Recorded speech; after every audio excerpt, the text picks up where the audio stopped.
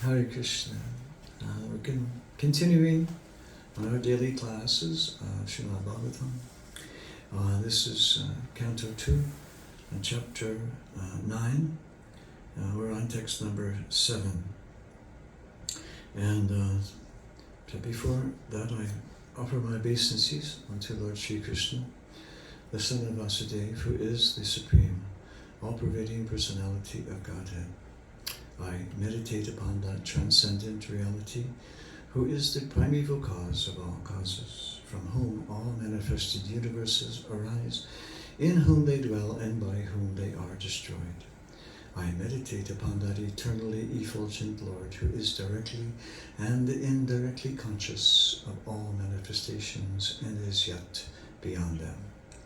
It is He only who first imparted Vedic knowledge unto the heart of Brahma, the first created being, and through him this world, like a mirage, appears real, even to great sages and demigods.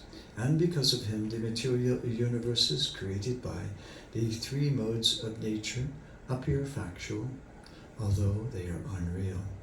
I meditate therefore upon him, the absolute truth, who is eternally existent in his transcendental abode, and who is forever free of illusion.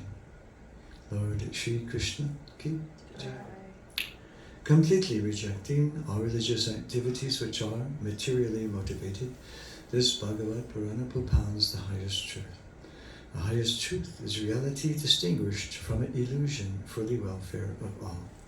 Such truth uproots the threefold miseries. This beautiful Bhagavatam, compiled by the great sage Sri Vyasadeva, is sufficient in itself for God realization. As soon as one attentively and submissively hears this message of Srimad Bhagavatam, he becomes attached to the Supreme Lord, Sri Krishna. Okay, we're on text number 7. I'm going to read back a little bit to connect. Text number 5. Lord Brahma, the first spiritual master, supreme in the universe, could not trace out the source of his lotus seat. And while thinking of creating the material world, he could not understand the proper directions for such creative work. Nor could he find out the process for such creation. Number 6.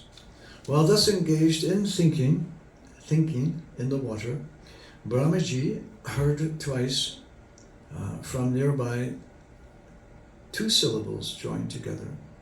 One of the syllables was taken from the 16th and the other from the 21st of the Sparsha alphabets, and both joined to become the wealth of the renounced order of life.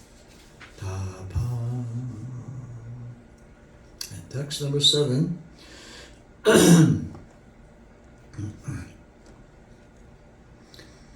Nishamya tad vrikshaya disho vilokya taramyad apashyamanaha swadisham yan ashaya vimrisha taditam tapasi upadishta ivadate manaha. Text number 7. When he heard the sound, he tried to find out the speaker, searching on all sides. But when he was unable to find anyone besides himself, he thought it wise just to sit down on the lotus seat firmly and give his attention to the execution of penance, as he was instructed.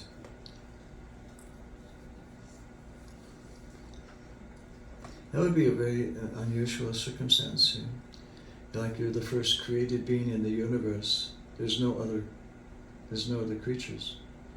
And you're all alone. I mean, really alone. There's no one else. He's looking around trying to find, is anybody else here? No one else.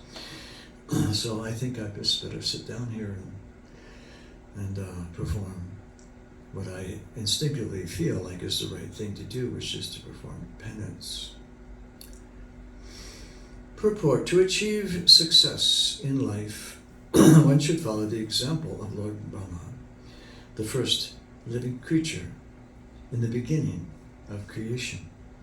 After being initiated by the Supreme Lord to execute tapasya, he was fixed in his determination to do it, and although he could not find anyone besides himself, he could readily understand that the sound was transmitted by the Lord himself. Brahma was the only living being at that time, because there was no other creation. I didn't read ahead when I said that before. But Prabhupada's having the same, like the same instinctive feelings. Brahma was the only living being at the time because there was no other creation, and no one could be found except himself. In the beginning of the first canto, first chapter, first verse of Srimad Bhagavatam, it is already mentioned that Brahma was initiated by the Lord from within.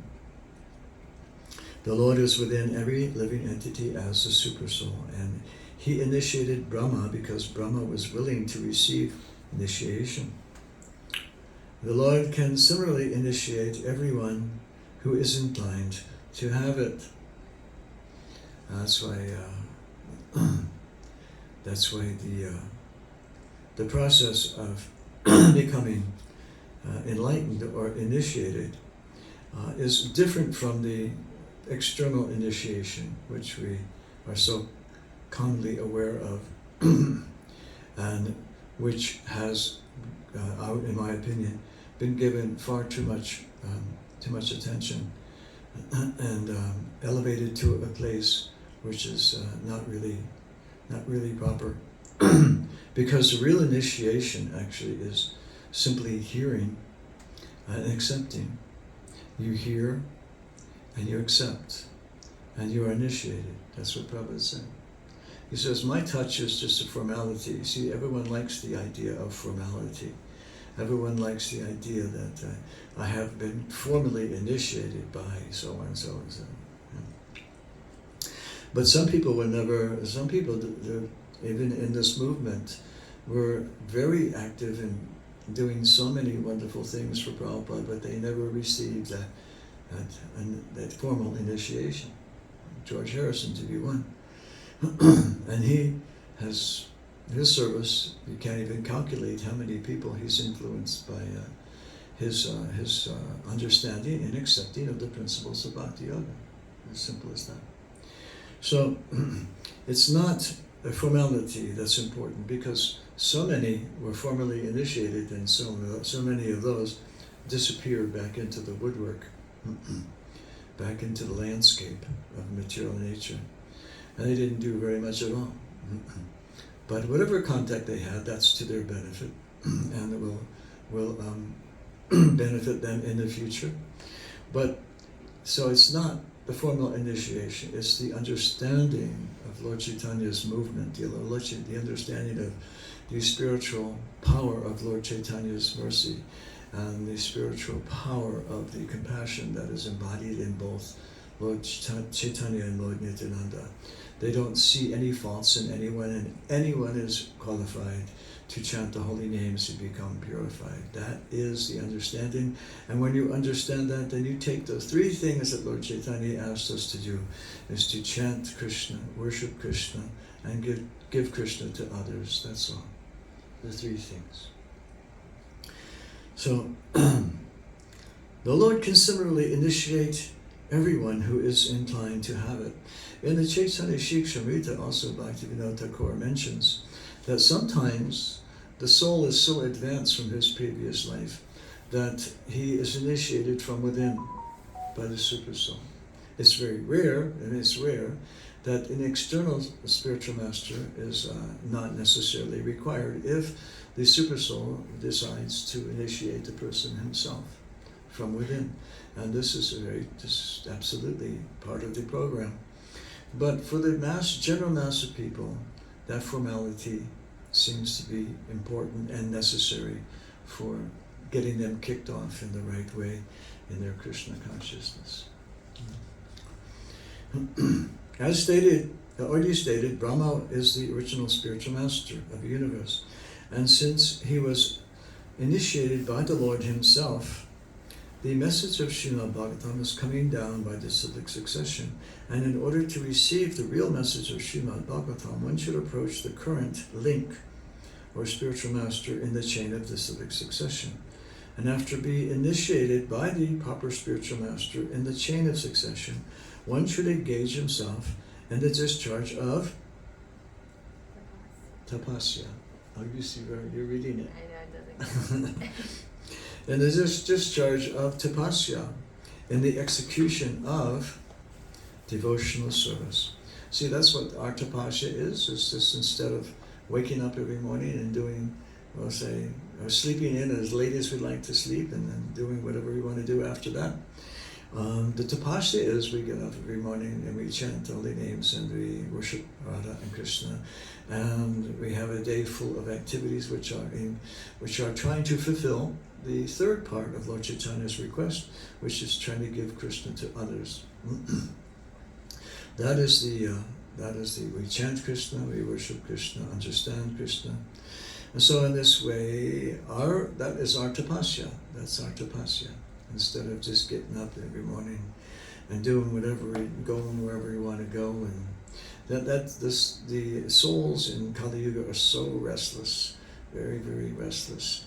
They need constant stimulation from new varieties of things at every moment. And because things wear out very quickly, especially in this day and age, it seems that people, because of the technology, they're more exposed and they more quickly burned out on various forms of sense gratification in this day and age than we were back in those days. We had a pretty firm grasp on sense gratification. But you burn out. There's no question about it. You burn out. You keep doing the same things over and over. That's all there is. That's all you have is these senses, and these senses can only be gratified to a certain degree, and that's it. And there's no feeling of really satisfaction. And so that's what happens. And then Kali Yuga, that's one of the great assets of Kali Yuga, is that the soul does burn out on material life. And can come to that point of material exhaustion very quickly, because he bypasses all the varnashram, doesn't even know what it is, and just goes directly to sense gratification. Doesn't know that's supposed to be religion and economic development in between. And our parents knew that. Our parents knew that they went to church. I remember, being dragged to church, and they were very fixed on economic development, but gradually, as they acquired more and more sense gratification was added into the picture. We were probably the only people. I don't know anybody else who had a swimming pool back then. And when I was like 5 years old, my father built a swimming pool and a cement pool, and painted it aqua, and everything. Had all these old videos. I don't know where they went, But anyway,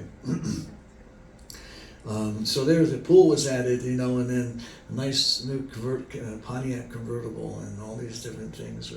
Every year a new car, just the new one came out, boom, like that. So the sense gratification started becoming indulgent. And because of that, persons in this world who are raised in a similar way have an easier time to burn out on it and become materially exhausted, realizing this is just a dead end. The post of Brahma to officiate in the creation of the universe is offered to the most pure living being, and unless one is so qualified, one cannot expect to be treated like Brahmaji directly. But one can have the same facility to unalloyed devotees of the Lord and scriptural instructions as revealed, like in Bhagavad Gita and Srimad Bhagavatam especially, and also the bona fide spiritual master available to the sincere soul. The Lord himself appears as the spiritual master to a person who is sincere in heart to serve the Lord. Therefore, the bona fide spiritual master who happens to meet a sincere devotee should be accepted as the most confidential and beloved representative of the Lord. See, this is what you must understand. See, from my perspective, Srila Prabhupada has become everything, and that's also scripturally accurate. It's not just a person who's giving some knowledge and some tools and things like that, but this person now has become everything. He is none different from the holy name, because the holy name is also the original spiritual master. So because he's none different from the holy name in that way, he can be, let's say, presented properly because if the disciple truly has affectionate love towards his spiritual master, he'll see everything very, very, very clearly. So it's not a matter of mechanics. It's a matter of emotions and feelings and understanding that the heart and all the acharyas are inside, and when you're connecting with the present spiritual master, this extraordinary person here, you're connecting to the entire chain all the way back to Lord Brahma and Lord Krishna. Now, someone who does not have that understanding, and they present themselves, they try to present Krishna consciousness without that attachment, that deep, profound, loving attachment to their spiritual master, they cannot have, they will not get the result that they are hoping for. It's more there's some contaminants in there. I can't go in. You know what I'm talking about anyway. Okay, the Lord himself appears as the spiritual master to a person who is sincere in heart to serve the Lord. Therefore, the bona fide spiritual master who happens to meet a sincere devotee should be accepted as the most confidential and beloved representative of the Lord. If a person is posted under the guidance of the bona fide spiritual master, it may be accepted without any doubt that the desiring person has achieved the grace of the Lord. So nice. I remember this one old tape. I don't have it anymore, but it was one of the original reel-to-reels that from 26 Second Avenue. You can imagine. I got it through Sridham, who is temple president in Miami. I ended up in Miami for a short period of time, and he took off, and I was kind of left with this temple in shambles, and it was very dangerous. It was a beautiful temple. It was like a church. It's a church. I used to sleep on the floor in the church, but it was a very dangerous area. There was a lot of crime, and even they would break in sometimes. And I would sleep with a gun under my pillow. That's how bad it was. But Sridham left behind all these reel-to-reel tapes that he recorded in 26 Second Avenue. And I lost them. I don't know where they are. But on one of them it says, so Prabhupada says,